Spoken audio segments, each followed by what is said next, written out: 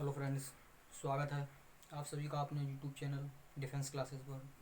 मैं अनुज चतुर्वेदी आप लोगों को डेली मैथ के कुछ वीडियो देता हूँ, जिसमें हम मैट्रिक्स एंड डिटर्मिनेंट का चैप्टर ख़त्म कर चुके हैं। हमने नया चैप्टर स्टार्ट किया है, सीक्वेंस, श्रेणी, जिनको बोलते हैं श्रेणियाँ। इसमें एपी के हम कुछ क्वेश्चन करा चुके हैं। आज हम कराएंगे आप लोगों को जीपी क्वेश्चन गुणोत्तर श्रेणी के। तो आइए देखते हैं जीपी क्या होता है। What is GP? जीपी क्या है? ऐसा सीक्वेंस जिसमें जीपी बोलते हैं ऐसे सीक्वेंस जिसमें दो क्रमागत शब्दों का अनुपात बराबर हो, गुणोत्तर श्रेणी कहते हैं। जैसे श्रेणी लिखे हैं 3, 6, 12, अनंत पदों तक है। 3, 6, 12, 18, 24 डॉट करके लिख लो। हम बोल रहे हैं किन्हीं दो क्रमागत संख्याओं का अनुपात समान हो, उसको हम बोलते हैं गुणोत्तर श्रेणी। तथा जो इनका जो अनुपात निकलता है, इसको हम बोलते हैं सार्वानुपात। सार्वानुपात जिसको इंग्लिश में बोलते हैं कॉमन रेशियो। गुणोत्तर श्रेणी वह श्रेणी है जिनके किन्हीं दो क्रमागत संख्याओं का अनुपात समान हो, जिसमें किन्हीं दो क्रमागत संख्याओं का अनुपात समान हो, गुणोत्तर श्रेणी कहते हैं। तथा उस अनुपात को हम कॉमन रेशियो कहते हैं। अब जैसे बोल रहा है किन्हीं दो क्रमागत, चाहे ये 3, 6 ले लो, 6, 12 ले लो, 12, 24 ले लो, इन किन्हीं दो क्रमागत, क्रमागत मतलब एक संख्या, जैसे 6 है, क्रमागत मतलब इसके जस्ट नेक्स्ट आगे वाली, जस्ट इसके आगे वाली, 6 के बाद 12 है। तो किन्हीं दो क्रमागत संख्याओं का अनुपात अगर समान आए तो उसको हम बोलते हैं गुणोत्तर श्रेणी। तथा जो अनुपात आता है उसको हम बोलते हैं सार्वानुपात। आइए इसमें कुछ हम फार्मूले आप लोगों को लिखा रहे हैं, नोट कर लें आप सभी लोग। बोल रहा है यदि किसी गुणोत्तर श्रेणी का यदि किसी जीपी का प्रथम पद ए है व सार्वांतर और है, तो उस जीपी का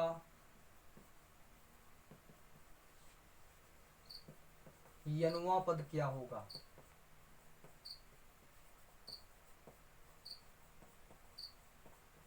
यदि किसी गुणोत्तर श्रेणी का प्रथम पद ए व सार्वांतर आर है, सार्वानुपात,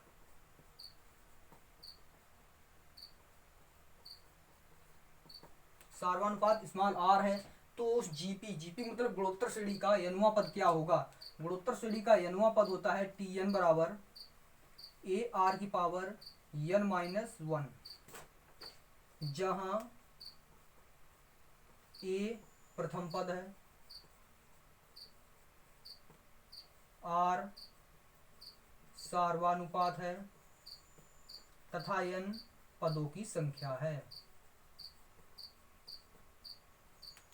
यदि किसी जीपी का प्रथम पद ए है तथा सार्वानुपात आर है, तो उस जीपी का यनवा पद होता है ए आर की पावर n-1।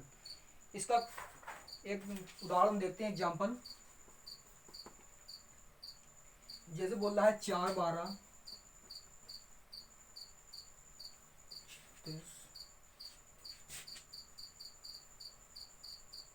का सातवां पद क्या होगा?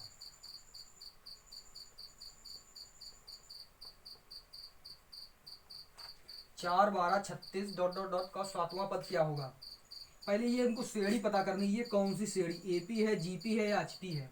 तो श्रेणी कैसे पता करेंगे? हमने भी आप लोगों को बताया किन्हीं दो क्रमागत संख्याओं का अनुपात बराबर हो, किन्हीं दो क्रमागत संख्याओं का अनुपात बराबर हो तो वो गुणोत्तर श्रेणी बोलते हैं। जैसे इसको देख लो, 12/4, 3 आया, 36/12। अब इसको 36 को हमने 36 को ले लिया, इसकी क्रमागत पहले 12, 3 आया। जो ये 3 आ रहा है किन्हीं दो क्रमांक संख्याओं का अनुपात, जो अनुपात आ रहा है उसको हम बोलते हैं क्या, सार्वनुपात।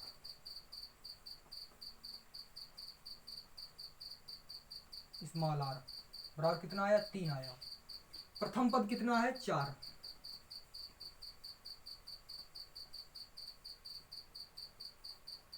ये बराबर है 4। हमसे बोल रहा है सातवां पद, पदों की संख्या 7। सातवां पद तो Tn मतलब T7 बराबर AR की पावर n-1, n बराबर 7 माइनस 1, AR की पावर 6। ठीक है, यहाँ तक समझ में आ गया होगा। AR की पावर 6, A बराबर है 4, R बराबर 3, तो 3 की पावर हो जाएगी 6। 4 इंटू 3 9 27, 81, 81 3 3 24 45, मल्टीप्लाई इसको करो, 7 में 12 17 972।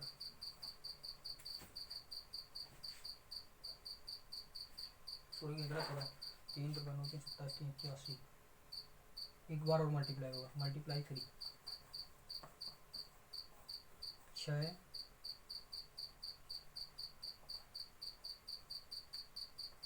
इतना आंसर आएगा 2916, 2916 आंसर आएगा। बोला 4 12 36 डॉट डॉट का सातवां पद क्या होगा, सातवां पद मतलब Tn बराबर, सॉरी Tn बराबर AR की पावर n-1, n बराबर 7 है, तो Tn बराबर AR की पावर 7 माइनस 1 बराबर AR की पावर 6। यहाँ A प्रथम पद 4 दिया, ये प्रथम पद 4 है, सार्वांतर सॉरी सार्वानुपात 3 है, सार्वानुपात 3 है। 3 कैसे निकला, 12/4, 4 3 12, 36/12, 12 3 36, तो सार्वानुपात जो निकला है वो 3 निकला है, तो AR की पावर 6। 4 इंटू R बराबर 3, 3 की पावर 6, 3 की पावर 6 जब करोगे तो इतना आएगा 972, सॉरी 4 3 का 9 3 27 3 81 3 243, और मल्टीप्लाई बाई 3 इंटू 4 आगे से 4 बराबर 2916 आंसर आएगा। जैसे अभी इसका एक सवाल और देख लो, आप लोग बता रहे हैं, इसी का एक एग्जाम्पल और देख लो।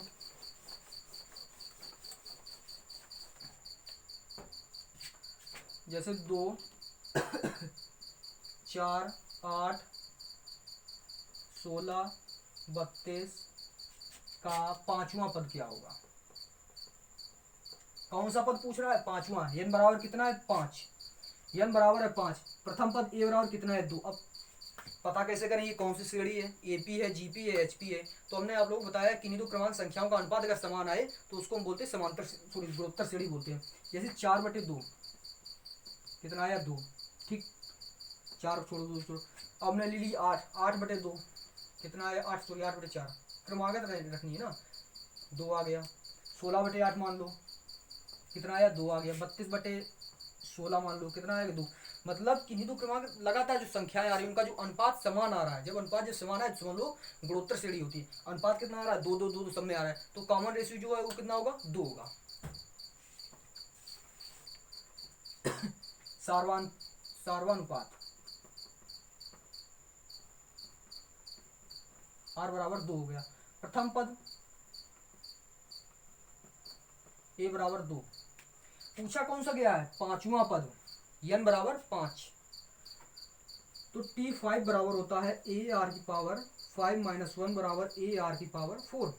ठीक, A बराबर है 2, R बराबर है 2, 2 की पावर 4, 2 की पावर 4, 2 दूनी 4 दूनी 8 दूनी 16, 2 इंटू 16 बराबर 32। That's all.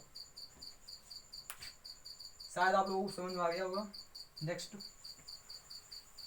कॉन्सेप्ट की ओर चल रहे हैं।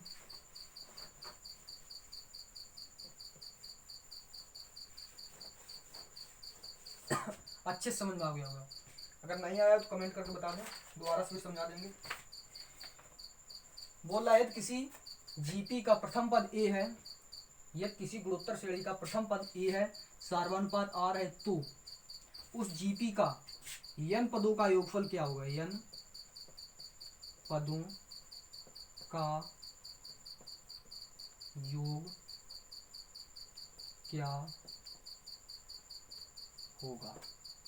अब हमसे अभी पूछ रहा था n वां पद क्या होगा, अब पूछ रहा है n पदों का योग क्या होगा। n पदों का योग होता है a r की power n minus one upon r minus one. ये कब होता है? जब r is greater than one हो। ठीक।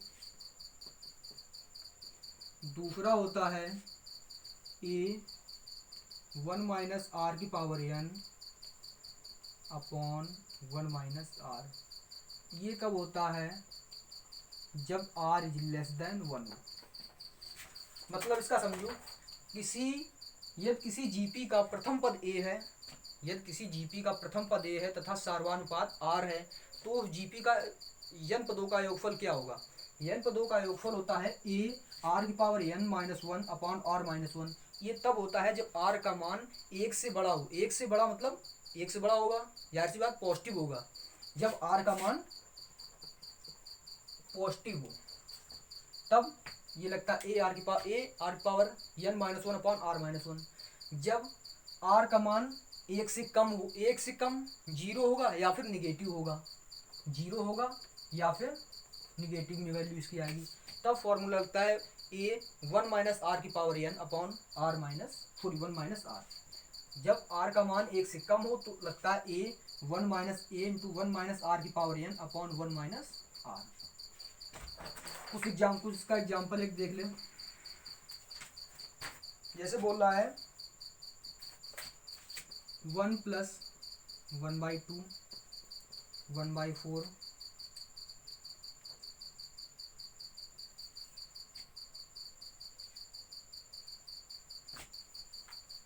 के n पदों का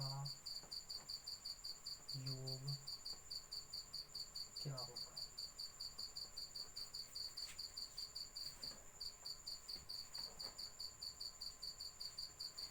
अब हमसे पूछ रहा है n पदों का योग क्या होगा। सबसे पहले इसमें निकालो प्रथम पद। प्रथम पद क्या है?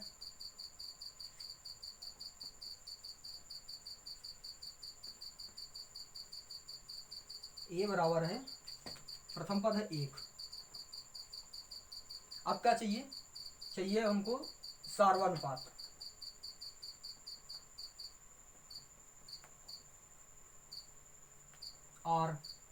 r बराबर कैसे निकालोगे? देखो r बराबर निकलेगा एक बटे दो बटे एक बराबर वन बाई टू। ठीक। अब इन दोनों को ले लो। अभी इसको लिया तो एक बटे दो आया। अब इन दोनों को क्रमागल ले लो। इन दोनों को जब लिया तो one by four one by two, two काट दिया बराबर वन बाई फोर, फिर भी वन बाई टू, फिर भी वन बाई टू आया। तो r बराबर आ गया वन बाई टू, जो कि एक से कम है। r का मान एक बटे दो, जो कि एक से कम है।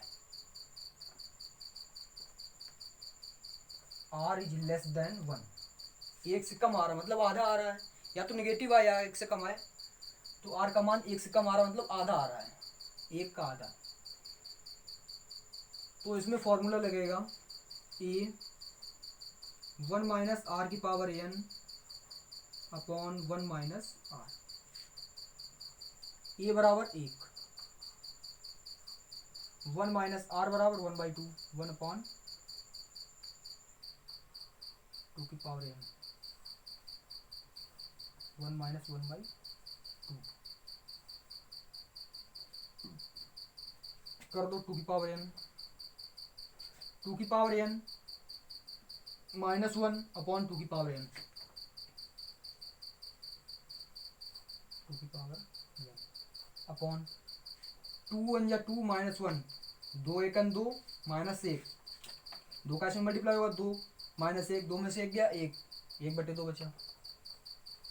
ये दो ऊपर चला गया, बचा कितना? टू की power n minus one upon two की पावर n। ये इसका आंसर आएगा। समझा दे आप लोगों को। बोल रहा है one plus one by two plus one by four plus one by eight plus one by sixteen plus one by 32, ऐसे श्रेणी चलती रहेगी। बोल रहा है कहाँ तक जाएगी? n पदों तक जाएगी। कहाँ तक जाएगी? n पदों तक। जब n पदों तक जाएगी तो पूछ रहा है n पदों तक उस श्रेणी का योग क्या होगा, उस श्रेणी का n पदों तक योग क्या होगा। तो योग के लिए होता है फार्मूला a r की power n minus one upon r minus one. ये कब होता है, जब r का मान 1 से बड़ा हो। दूसरा होता है a 1 माइनस आर की power n upon 1 minus R. ये कब होता है, जब r का मान 1 से छोटा हो। अब देखो इसमें छोटा है बड़ा है, ये आगे देखते हैं। प्रथम पद एक कितना दिया, 1 दिया है। r बराबर कितना निकाला है हमने, 1/2। 1/2 निकाला जो कि 1 से कम है। जब 1 से कम है तो इसमें फार्मूला कौन सा लगेगा, फार्मूला लगेगा a 1 माइनस आर की power n, a 1 minus R की power n upon 1 minus R. ये फार्मूला लगाया, वैल्यू इसकी पुट की, आंसर इसका आया 2 कोष्टक 2 की power n minus one upon 2 की पावर n माइनस वन। इसको हम इस प्रकार से भी लिख सकते हैं 2 1 माइनस वन अपॉन 2 की पावर n। इस प्रकार से भी इसको हम लिख सकते हैं, इसी आंसर को इस प्रकार से भी लिख सकते हैं, दोनों सही है। आइए देखते हैं नेक्स्ट कॉन्सेप्ट में।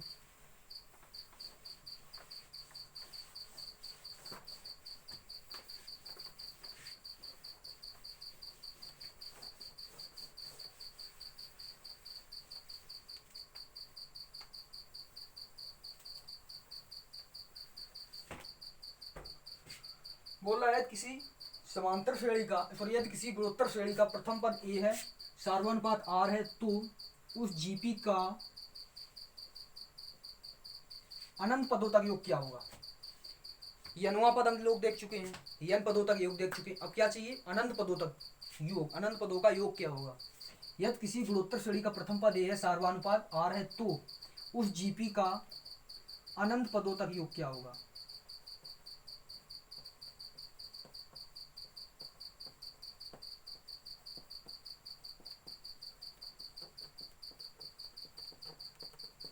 अब पूछने लगा हमसे अनंत पदों तक योग क्या होगा। अनंत पदों तक योग मतलब यस बराबर, सॉरी यस एन तो उसमें था S infinity A upon 1 minus R, जहाँ ए प्रथम पद, आर सार्वनुपात है। ये इसका फार्मूला होता है, अनंत पदों तक का फार्मूला होता है ए अपॉन 1 माइनस आर, जहाँ ए प्रथम पद, आर सार्वनुपात। इसका एग्जाम्पल, इसका एग्जाम्पल है 9 to power 1/3, 9 to power 1/9, 9 to power 1/27 infinity. क्या बोल रहा है, 9 की पावर 1/3, 9 की पावर 1/9, 9 की पावर 1/27।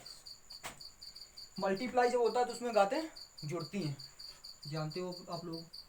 तो इसको हम लिख सकते हैं 9 की पावर 1/3 प्लस 1/9 प्लस 1/27। कहाँ तक जाएगी, अनंत पदों तक जाएगी। क्या पूछ रहा है, योग पूछ रहा है, प्लस का चिन्ह लगा ना, योग पूछ रहा है, अनंत पदों तक योग। इस श्रेणी का अनंत पदों तक योग क्या होगा। अनंत पदों तक योग होता है formula a upon 1 minus R, जहां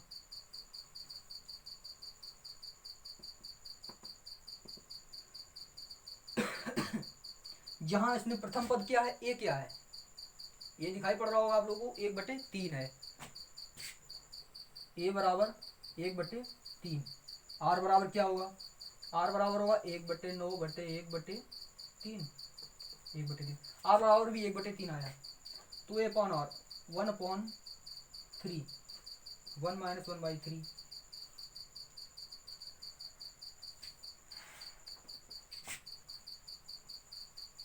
वन बाई थ्री, 3 1 जा 3 माइनस 1 2/3,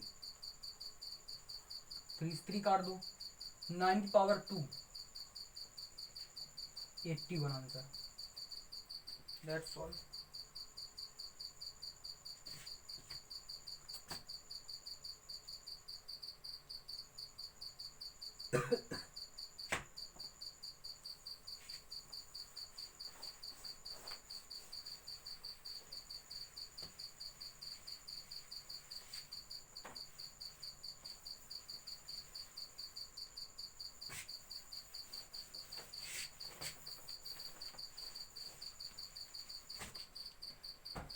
हमने आप लोग बताया श्रेणी जीपी क्या होती है, जीपी का एनवा पद क्या होता है, जीपी के एन पदों का योग क्या होता है, और जीपी के अनंत पदों का योग क्या होता है। अब देखते हैं, जीपी के ए और बी, यदि कोई दो सब यदि ए और बी जीपी में है तो जीपी का गुणोत्तर माध्य क्या होगा, मतलब जियोमेट्रिक मीन क्या होगा। किसी ए और सीधे सीधे देखो, ए और बी का गुणात्मक माध्य क्या होता है।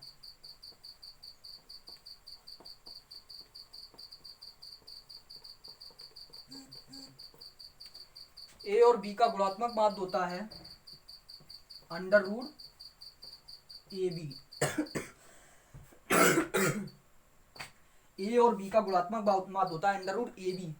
जैसे इसका एग्जांपल देख लें, 4 व 4 का गुणात्मक माध्य क्या होगा। 4 और 4 का गुणात्मक माध्य क्या होगा, under root 4 into 4 under root 16 बराबर कितना होगा, 4 ही होगा। जैसे अगर बोल दे 5 और 10 का गुणात्मक माध्य, 5 और 10 का गुणात्मक माध्य क्या होगा, 5 और 10 का होता है अंडर रूट में 5 into 10 under root 50, under root 50 का होगा हाँ 5 रूट 2।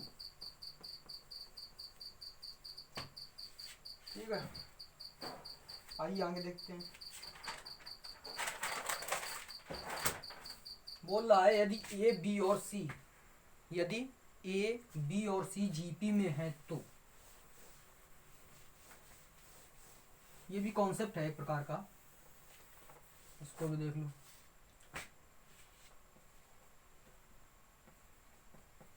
यदि ए बी व सी जीपी में है तो, कितना विधि हो गया है। यदि ए बी और सी जीपी में है तो ए की पावर एन, बी की पावर एन और सी की पावर एन किस में होंगे,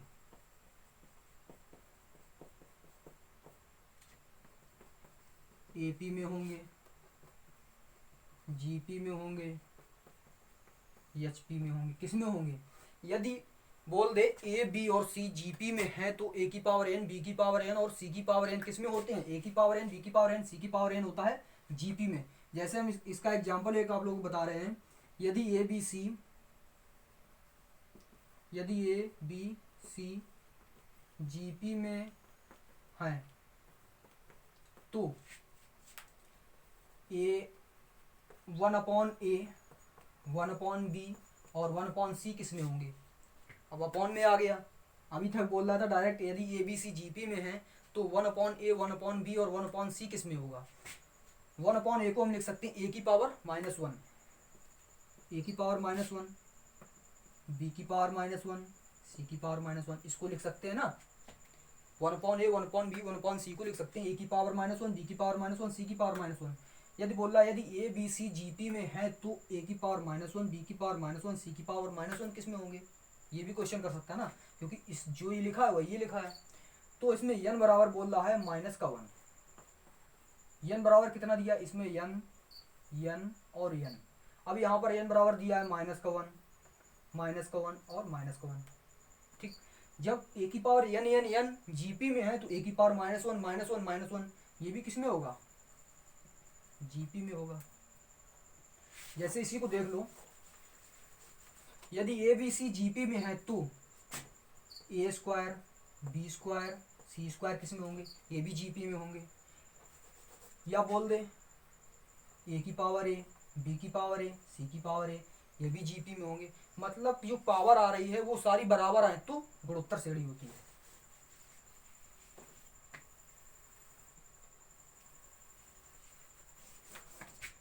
अब अगर बोल दे यदि ए बी सी जीपी में है तो log A, log B, log सी किस में होंगे,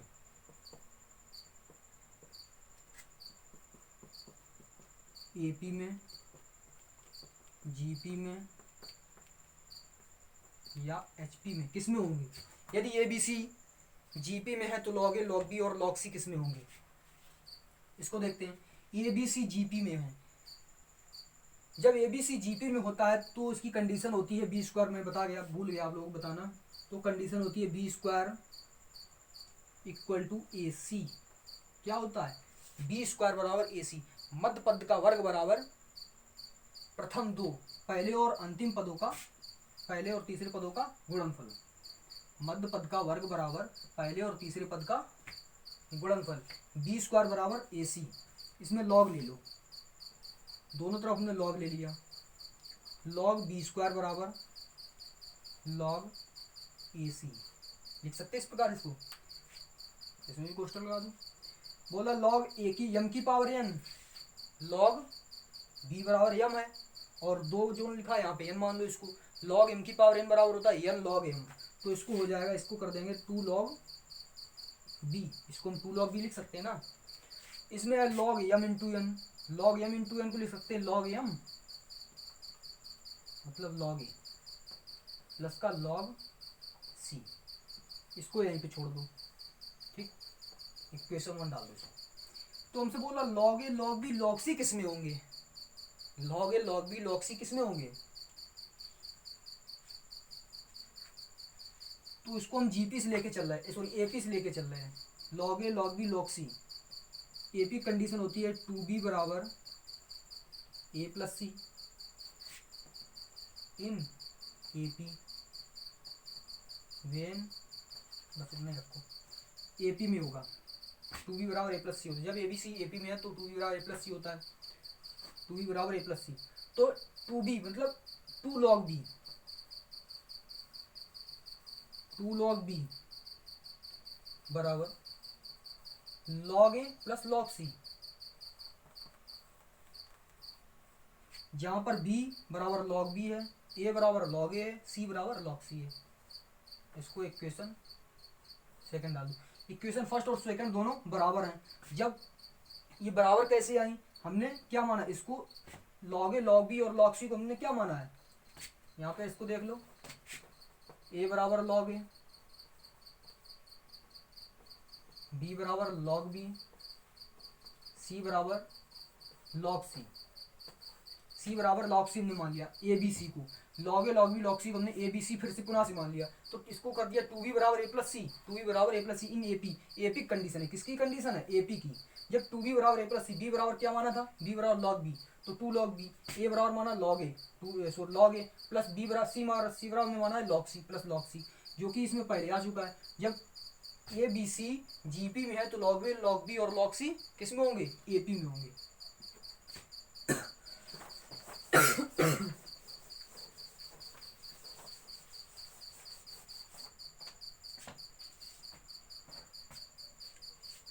हेलो फ्रेंड्स, आप लोगों को अगर ये वीडियो समझ में आया हो तो कृपया करके प्लीज़ शेयर करें, सब्सक्राइब करें और लाइक करें, और जहाँ समझ में ना आए तो कमेंट जरूर करें। जय हिंद, जय भारत।